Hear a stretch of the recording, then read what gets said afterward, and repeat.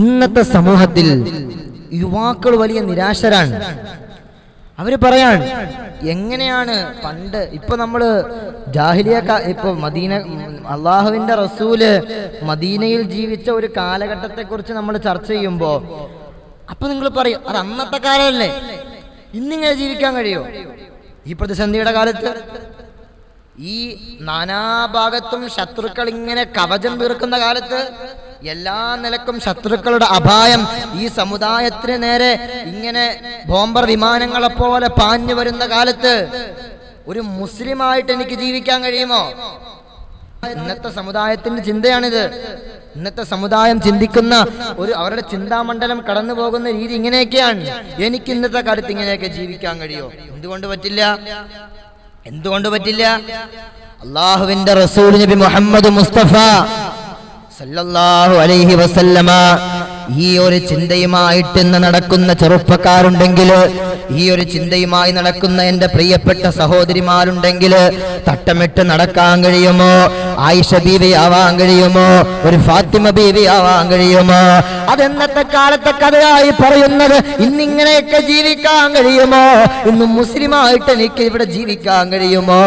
എന്തു വലിയ പ്രതിസന്ധിയാണ് ഈ ഇന്ത്യ എന്ന് പറയുന്ന ഈ ബഹുസ്വര സമുദായം തിങ്ങിപ്പാർക്കുന്ന ഈ രാജ്യത്ത് പോലും മുസ്ലിമായി ജീവിക്കുക എന്നത് വലിയ പ്രയാസമായി മാറുന്ന ഒരു കാലത്ത് ഒരു തൊപ്പി വെച്ചൊരാൾ വെളിയിലിറങ്ങിയാൽ നാല് ചുറ്റും നോട്ടമാണത്രേ. ഒരു മുസ്ലിം ആണെങ്കിൽ ഒരു പുച്ഛഭാവത്തോടെ ഒരു നോട്ടമാണത്രേ. പെങ്ങളെ, ഇതിലും വലിയ പ്രതിസന്ധികൾ അനുഭവിച്ചിട്ടാണ് ഈ സമുദായം ഇതുവരെ അതിജീവിച്ചതെന്ന യാഥാർത്ഥ്യം നിങ്ങൾ അറിയണം. ഈ സമുദായം ഇതുവരെ എത്തിയത്, ഈ പരിശുദ്ധമായ ദീൻ ഇവിടം വരെ എത്തിയത് ഇതിനേക്കാൾ വലിയ പ്രതിസന്ധികൾ നിറഞ്ഞ ഒരു കാലഘട്ടത്തിൽ നിന്നാണ് അള്ളാഹുവിന്റെ ദീൻ ഇവിടം വരെ എത്തിയത്. അതുകൊണ്ടാണ് മഹാനായ ഖബ്ബാബ് ഇബ്നു അറത്ത് റളിയല്ലാഹു അൻഹു പരിശുദ്ധമായ കഅബാലയത്തിന്റെ തിരുമുറ്റത്ത്, കഅബാലയത്തിന്റെ തണലിൽ വിശ്രമിക്കുന്ന അള്ളാഹുവിന്റെ ഹബീബിന്റെ ചാരത്തേക്ക് വന്ന്, മുത്തായ നബിയുടെ ചാരത്തേക്ക് വന്ന് ഖബ്ബാബ് ഇബ്നു അറത്ത് റളിയല്ലാഹു അൻഹു ഒരിക്കൽ ഇതേ ചോദ്യം ചോദിച്ചു. യാ റസൂലല്ലാഹ്, അലാ തസ്തൻസിറു ലനാ വതദ്ഉ ലനാ യാ ഹബീബല്ലാഹ്, അങ്ങ് ഞങ്ങൾക്ക് വേണ്ടി ഒന്ന് ദുആ ചെയ്യുന്നില്ലേ നബിയേ? അങ്ങ് ഞങ്ങൾക്ക് വേണ്ടി ദുആ ചെയ്യുന്നില്ലേ തിരുദൂതരെ? ഞങ്ങൾ വലിയ പ്രതിസന്ധിയുടെ ഘട്ടത്തിലാണ്, ഞങ്ങൾ വലിയ വേദനയുടെ ഘട്ടത്തിലാണ്, ഞങ്ങൾ വലിയ വിഷമത്തിന്റെ ഘട്ടത്തിലാണ്. എന്തു പറ്റിയെന്ന് ആശ്ചര്യത്തോടെ ചോദിച്ച തിരുദൂതരോട് ഖബ്ബാബ് ഇബ്നു അറത്ത് റളിയല്ലാഹു അൻഹു കൊടുത്തൊരു മറുപടി ഉണ്ട് നബിയേ.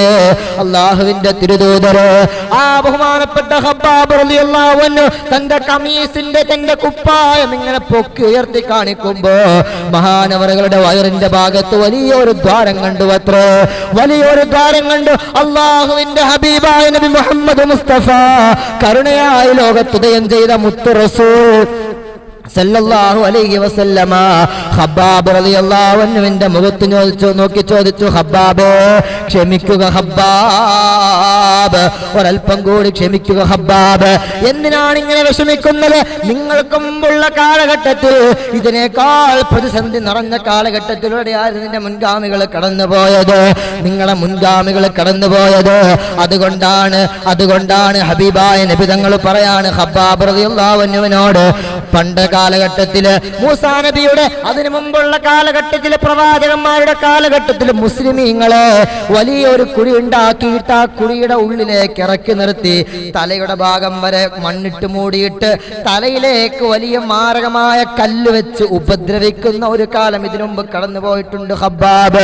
മുത്ത് റസൂല് പറയുകയാണ്, പരാതിയുമായി തന്റെ മുമ്പിലേക്ക് വന്ന അനുചരന്റെ മുഖത്ത് നോക്കിയിട്ട് മുത്തായ നബി പറയുകയാണ്, ഖബ്ബാബ്, ഒരൽപ്പം കൂടി ക്ഷമിക്കുക ഖബ്ബാബ്.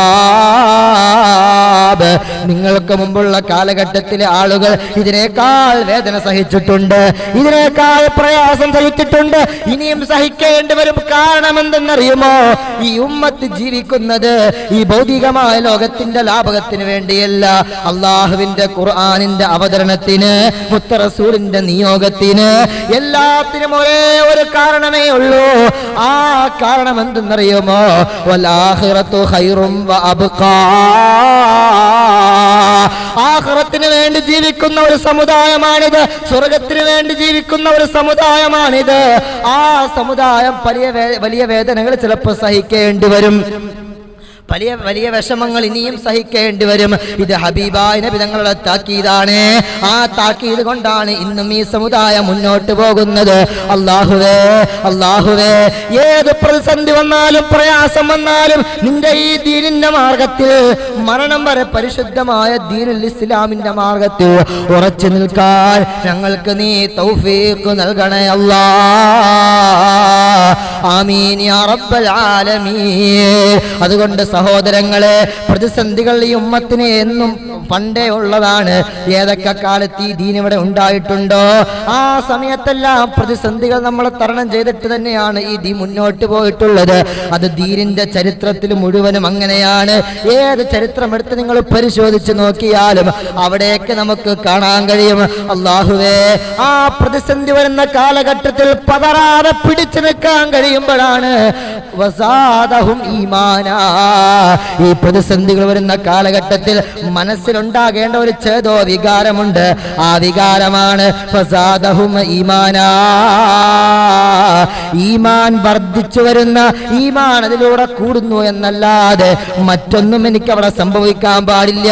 നമുക്കുണ്ടാകേണ്ട ചിന്ത എന്താ?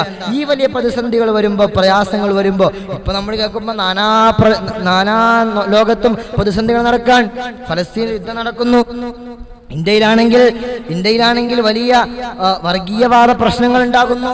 നാനാജാതി മതസ്ഥരുടെ ഇടയിൽ തിങ്ങിപ്പാർക്കുന്ന ഈ സമുദായത്തെ ഒറ്റപ്പെടുക്കാൻ നോക്കുന്നു. ഇങ്ങനത്തെ പല വിഷയം ഇത് എന്നും ഉള്ളതാണല്ലോ. ഇത് ഇന്നൊന്നും തുടങ്ങിയതല്ല, ഇത് എന്നോ സംഭവിച്ചു തുടങ്ങിയതാണ്. ഈ ഒരു പ്രതിസന്ധിയും പ്രയാസമൊക്കെ ഈ ഉമ്മത്ത് തരണം ചെയ്യാൻ തുടങ്ങിയിട്ട് നാളെ അറിയായി. ഇതൊന്നും തുടങ്ങിയതല്ല. എന്തിനാണ് ഈ ഉമ്മത്തിനെ ഇങ്ങനെ പരീക്ഷിക്കുന്നത്? ഈ ഉമ്മത്ത് എന്തിനാണ് ഈ പ്രതിസന്ധിയിൽ അകപ്പെട്ടു പോകുന്നത്? അള്ളാഹുവിന്റെ റസൂൽ സല്ലല്ലാഹു അലൈഹി വസല്ലമ പറഞ്ഞ ഒരു വാക്കുണ്ട് ഇതിന് പ്രത്യാക്ഷയായിട്ട്. പിന്നെ നമ്മൾ മനസ്സിലാക്കേണ്ട ഒരു കാര്യം, നല്ല പഴുത്ത മാത്തയിലുണ്ടെങ്കിൽ ആ മാവിലേക്ക് ആളുകൾ കല്ലെറിയും. നല്ല പഴുത്ത മാങ്ങ മാത്തയിലുണ്ടെങ്കിലാണ് ആളുകൾ മാവിലോട്ട് കല്ലെറിയും.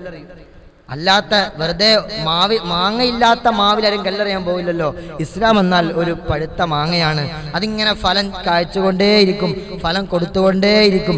അത് എത്ര കല്ലെറിഞ്ഞാലും, ഖിയാമത്ത് നാൾ വരെ കല്ലെറിഞ്ഞാലും അതിങ്ങനെ ഫലം കൊടുത്തുകൊണ്ടേയിരിക്കും. ഇതാണ് പരിശുദ്ധമായ ദീനിന്റെ ചരിത്രം. ഇതാണ് അള്ളാഹുവിന്റെ ദീനിന്റെ ചരിത്രം. അള്ളാഹു ആ ചരിത്രങ്ങൾ പഠിക്കാനും അതിലൂടെ മുന്നേറാനും ഈ സമുദായത്തിന്റെ യഥാർത്ഥ വക്താക്കളായി മാറാനും പരിശുദ്ധമായ ദീനിന്റെ അഹ്ലുസുന്നത്തി വൽ ജമാഅത്തിന്റെ ആ തനി ആദർശത്തിന്റെ ചുവട്ടിൽ അണിനിരക്കാനും അള്ളാഹു നമുക്ക് തൗഫീക്ക് നൽകട്ടെ എന്ന് ദുആ ചെയ്യുകയാണ്. കാരണം അത്രത്തോളം വലിയ പ്രതിസന്ധികൾ ഇന്ന് നമ്മുടെ ഉമ്മത്ത് തരണം ചെയ്തിട്ടുണ്ട്. അവിടെയാണ് മുത്ത് റസൂൽ പറഞ്ഞത്, ഇതിനേക്കാൾ വലിയ പ്രതിസന്ധികൾ ഇതിനു മുമ്പുള്ള കാലഘട്ടത്തിൽ ആളുകൾ സഹിച്ചിട്ടുണ്ട്. ഖബ്ബാബേ, ഒരൽപ്പം കൂടി ക്ഷമിക്ക്, നിങ്ങൾക്ക് ആശ്വാസത്തിനുള്ള ഒരു വക വരാനുണ്ട്. മുത്ത് റസൂൽ പറയാൻ, ആശ്വാസത്തിനുള്ള ഒരു വക വരാനുണ്ട്. ഏതാണ് ആശ്വാസം എന്നറിയുമോ? അല്ലാഹുവിന്റെ റസൂൽ നബി മുഹമ്മദ് മുസ്തഫ സല്ലല്ലാഹു അലൈഹി വസല്ലമ ഖബ്ബാബ് റളിയല്ലാഹു അൻഹുവിനോട് പറഞ്ഞു, ഖബ്ബാബേ ക്ഷമിക്കുക, ഖബ്ബാബേ. കാരണം എന്തെന്നറിയുമോ? നാളെ ഒരു കാലഘട്ടം വരും, വല്ലാഹി ലയുത്തിമ്മന്നല്ലാഹു ഹാദൽ അംറ ഹത്താ യസീറ റാകിബു മിൻ സൻആ ഇലാ ഹദറമൗത്ത്. ഹദറമൗത്ത് വരെ ശാന്തമായിട്ട്, ഒരാളുടെയും ഭയപ്പെടാതെ, ഒരാളെയും പേടിക്കാതെ ഒരു പെണ്ണിന് സൻആ മുതൽ ഹദറമൗത്ത് വരെ സ്വാതന്ത്ര്യത്തോടെ സഞ്ചരിക്കാൻ കഴിയുന്ന ഒരു കാലഘട്ടത്തിലേക്ക് ഈ ഉമ്മത്ത് കടന്നു പോകും. ഹബ്ബാബേ, അതുവരെ ക്ഷമിക്കുക ഹബ്ബാബ്. അള്ളാഹുവിനെ അല്ലാതെ ഒരാളെയും ഭയപ്പെടാതെ സൻആയിൽ നിന്ന് ഹദറമൗത്തിലേക്ക് ഒരു പെണ്ണിന് സഞ്ചരിക്കാൻ കഴിയുന്ന ഒരു മഹാ അത്ഭുതമായിട്ട് അള്ളാഹുവിന്റെ ദീൻ മാറുമെന്ന് 1400 വർഷങ്ങൾക്ക് മുമ്പ് അള്ളാഹുവിന്റെ റസൂല് പ്രവചിച്ചു പോയി. പിന്നീട് ആ പ്രവചനം നടക്കുകയാണ്. മഹാനായ അബൂബക്കർ റളിയല്ലാഹു അൻഹുവിന്റെ കാലഘട്ടം വന്നു, ഉമർ റളിയല്ലാഹു അൻഹുവിന്റെ കാലഘട്ടം വന്നു. ഒരു പെണ്ണിന് സ്വാതന്ത്ര്യത്തോടെ സ്വച്ഛന്തമായി സനഅയിൽ നിന്ന് ഹദറമൗത്തിലേക്ക് സ്വാതന്ത്ര്യമായി സഞ്ചരിക്കാൻ കഴിയുന്ന ഒരു ഘട്ടത്തിലേക്ക് അള്ളാഹുവിന്റെ ദീൻ എത്തുക തന്നെ ചെയ്തു. ഇത് മുത്ത് റസൂലിന്റെ വാക്കിന്റെ പ്രവചനമാണെങ്കിൽ, ആ പ്രവചനത്തിന്റെ പുലരിയാണെങ്കിൽ ഇൻഷാ അല്ലാഹ് ഈ സഹിക്കുന്ന വിഷമങ്ങൾക്ക്, ഈ സഹിക്കുന്ന വേദനകൾക്ക്, ഈ സഹിക്കുന്ന പ്രയാസങ്ങൾക്ക്, ഈ സഹിക്കുന്ന എല്ലാ വേദനകൾക്കും പകരം ഇൻഷാ അല്ലാഹ് നാളെ ഒരു കാലഘട്ടം വരാനുണ്ട്. ആ കാലഘട്ടത്തിൽ ഈ വിജയം ഈ ഉമ്മത്തിന്റെ മേൽ നിഷ്പക്ഷമായിരിക്കും ഇൻഷാ അല്ലാഹ്. അല്ലാഹുവിന്റെ റസൂൽ പറഞ്ഞിട്ടുണ്ട്. എങ്ങനെയാണ് ഹബീബായ തങ്ങൾ പറഞ്ഞത്? കൈഫ യുഹ്ലികു ഹാദിഹിൽ ഉമ്മ, ഈ ഉമ്മത്തിനെ ആർക്കാണ് തകർക്കാൻ കഴിയുക? ആർക്കാണ് എന്റെ ഉമ്മത്തിനെ തകർക്കാൻ കഴിയുക? ഫലസ്തീനിന്റെ മണ്ണിൽ പാവപ്പെട്ട ഫലസ്തീൻ മക്കളെ തുച്ചു തകർത്ത് കച്ചു തകർത്ത് ചരിത്രമാക്കിയാലും വലിയ വലിയ നത്താം ബോംബുകൾ, വലിയ വലിയ ബോംബ് സ്ഫോടനങ്ങൾ, വലിയ വലിയ ജെറ്റ് വിമാനങ്ങൾ കൊണ്ടുവന്ന് മിസൈലിട്ട് നിങ്ങൾ നശിപ്പിക്കാൻ ശ്രമിച്ചാലും ഒരിക്കലും ഫലസ്തീൻ ജനതയെ, ഒരിക്കലും പരിശുദ്ധമായ ദീനുൽ ഇസ്ലാമിനെ നിങ്ങൾക്ക് നശിപ്പിക്കാൻ കഴിയില്ല, ഒരിക്കലും കഴിയില്ല. അല്ലാഹുവിന്റെ റസൂൽ അടിവരയിടുകയാണ്. ഈ യുവത്വം, എന്റെ പ്രിയപ്പെട്ട യുവത്വം, നിങ്ങൾ മനസ്സിലാക്കണം. 21-ാം നൂറ്റാണ്ടിന്റെ പകച്ചു പോകുന്ന കാലത്ത്, പ്രതിസന്ധികളേറെയുള്ള കാലത്ത്, എന്ത് ചെയ്യുമെന്നറിയാതെ നടുങ്ങിത്തെറിച്ചു നിൽക്കുന്ന കാലത്ത് മുസ്ലിമാണെന്ന് പറയാൻ ഒരു പ്ലാറ്റ്ഫോമിൽ നിന്ന് മുസ്ലിമാണെന്ന് പറയാൻ പോലും മടിക്കുന്ന കാലഘട്ടമാണ് ഇന്നത്തെ യുവതലമുറയോട്. അവരോടാണ് ഞാനിത് പറയുന്നത്. അള്ളാന്റെ റസൂൽ പറഞ്ഞു, ആരൊക്കെ ഒന്നിച്ചു വന്നാലും, ആരൊക്കെ ഞങ്ങൾക്കെതിരെ തിരിഞ്ഞാലും, കൈഫ യുഹ്ലികു ഹാദിഹിൽ ഉമ്മ, ഈ ഉമ്മത്തിനെ നശിപ്പിക്കാൻ ഒരാൾക്കും കഴിയില്ല മോനെ, ഒരാൾക്കും കഴിയില്ല മോനെ. ഫലസ്തീനുകളെ നിങ്ങൾ തുച്ചു തകർത്താലും, ലോകത്തെ എല്ലാം രാജ്യങ്ങളിൽ മുസ്ലിമീങ്ങളുടെ ശിരസിട്ട് കബന്ധങ്ങൾ കൊണ്ടുപോയി നിങ്ങൾ തേരോട്ടം നടത്തിയാലും, ആയിരക്കണക്കിന് ഖുർആനിന്റെ കോപ്പികളെ കത്തിക്കരിച്ച് ചാമ്പലാക്കിയാലും ഈ ദീനിനെ തകർത്ത് തരിപ്പണമാക്കാൻ ആർക്കും കഴിയില്ലത്രേ, ആർക്കും കഴിയില്ല. കാരണം എന്തെന്നറിയുമോ?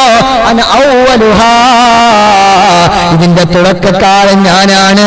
വൽ മഹ്ദി വസ്തുഹാ, ഇതിന്റെ മധ്യത്തിൽ നിൽക്കുന്നത് ഇമാം മഹ്ദിയാണ്. വഈസാ ആഖിറുഹാ, ഇതിന്റെ അവസാനം നിൽക്കുന്നത് ഈസാ നബിയാണ്. 3 ഭാഗത്തുനിന്നും ബന്ധിക്കപ്പെട്ട ഒരു സമുദായമാണിത്. 3 ഭാഗത്തുനിന്നും കരുത്താർജിച്ച ഒരു സമുദായമാണിത്. എവിടെയെല്ലാം ഈ ഉമ്മത്ത് പ്രതിസന്ധിയിലായിട്ടുണ്ട്, അവിടെയെല്ലാം ഈ ഉമ്മത്തിനെ കരകയറ്റാൻ അല്ലാഹു ഓരോ പടനായകന്മാരെ അയച്ചിട്ടുണ്ട്. അതിന്റെ അവസാനത്തെ കണ്ണിയായി ഇനി വരാനുള്ളത് ഇമാം മഹ്ദിയാണ്, പിന്നെ ഈസാ നബിയാണ്. 3 ഭാഗത്തു നിന്നും ബന്ധിക്കപ്പെട്ട ഈ സമുദായത്തെ ആർക്കാണ് തകർക്കാൻ കഴിയുന്നതെന്ന് ലോകത്തോട് പ്രതീക്ഷാ നിർഭരമായ പ്രവചനം നടത്തിയ ലോകൈക ഗുരു നബി മുഹമ്മദ് മുസ്തഫ സല്ലല്ലാഹു അലൈഹി വസല്ലം. ഈ ഉമ്മത്ത് ഈ പ്രതിസന്ധികളൊക്കെ തരണം ചെയ്ത് ഇൻഷാ അല്ലാഹ് നാളെ ഒരു കാലഘട്ടം വരും. ആ കാലഘട്ടത്തിൽ ഈ സമുദായത്തിന്റെ നേതൃത്വം ഇമാം മഹ്ദിയുടെ കയ്യിലായിരിക്കും, അത് ഈസാ നബിയുടെ കയ്യിലായിരിക്കും. അതുവരെ ക്ഷമിക്കുക എന്നാണ് നബി തങ്ങൾ നമ്മളോടും ഇവിടെ പറഞ്ഞു വെക്കുന്നത്. അള്ളാഹു നമുക്ക് മനസ്സിലാക്കാൻ തൗഫീക്ക് നൽകട്ടെ. ആ പ്രവാചകന്റെ പുലരാൻ പോകുന്ന പ്രവചനത്തെ നമ്മൾ മനസ്സിൽ സൂക്ഷിക്കണം, എന്ത് പ്രതിസന്ധികൾ വരും, ഇനിയും വരും. അള്ളാഹു പറഞ്ഞിട്ടുള്ള അവസാന കാലമാകുമ്പോ എന്റെ ഉമ്മത്തിനെ, എന്റെ സുന്നത്തിനെ മുറുകെ പിടിച്ച് ജീവിക്കുക എന്ന് പറയുന്നത് കയ്യിൽ തീക്കട്ട വെച്ച് നടക്കുന്നതിനേക്കാൾ പ്രയാസമാണെന്ന് അള്ളാഹുവിന്റെ റസൂൽ സല്ലല്ലാഹു അലൈഹി വസല്ലം മുത്ത റസൂൽ അങ്ങനെ പറഞ്ഞിട്ടുണ്ടെങ്കിൽ അത് നടക്കുക തന്നെ ചെയ്യും. അത് ഉറപ്പാണ്, അത് നടക്കുക തന്നെ ചെയ്യും. ഭക്ഷണത്തിന്റെ മുമ്പിൽ, ഒരു ഭക്ഷണം കിട്ടാതെ വലയുന്ന ഒരു മനുഷ്യൻ ഭക്ഷണത്തിന്റെ മുമ്പിൽ എത്രത്തോളം ആർത്തിയോടെ ഒരാൾ ഭക്ഷണത്തിലേക്ക് മുന്നിടുന്നുവോ അതുപോലെ എന്റെ ഉമ്മത്തിന്റെ നേരെ മറ്റ് യൂറോപ്യൻ രാജ്യങ്ങൾ, മറ്റ് ശക്തികൾ അവർ തിരിയുന്ന ഒരു കാലം വരാതെ അവസാനം ഉണ്ടാവില്ലെന്ന് അല്ലാഹുവിന്റെ റസൂൽ പറഞ്ഞു. അവിടെയും പിടിച്ചു നിൽക്കാൻ നമുക്ക് കഴിയണം, അവിടെ പിടിച്ചു നിൽക്കാൻ. എന്തൊക്കെ വെല്ലുവിളികൾ വന്നാലും ഫസാദഹും ഈമാന. ഇതായിരുന്നു സഹാബത്തിന്റെ ഈമാൻ. അവരെന്തൊക്കെ വിഷമം വന്നപ്പോഴും ഫസാദഹും, അവരുടെ ഈമാൻ വർദ്ധിച്ചു എന്നല്ലാതെ വേറെ ഒന്നും നേടാൻ കഴിഞ്ഞിട്ടില്ല. ശത്രുക്കൾക്ക് ഒന്നും ചെയ്യാൻ കഴിഞ്ഞില്ല, ഈമാൻ അവരുടെ വർദ്ധിച്ചു എന്നല്ലാതെ.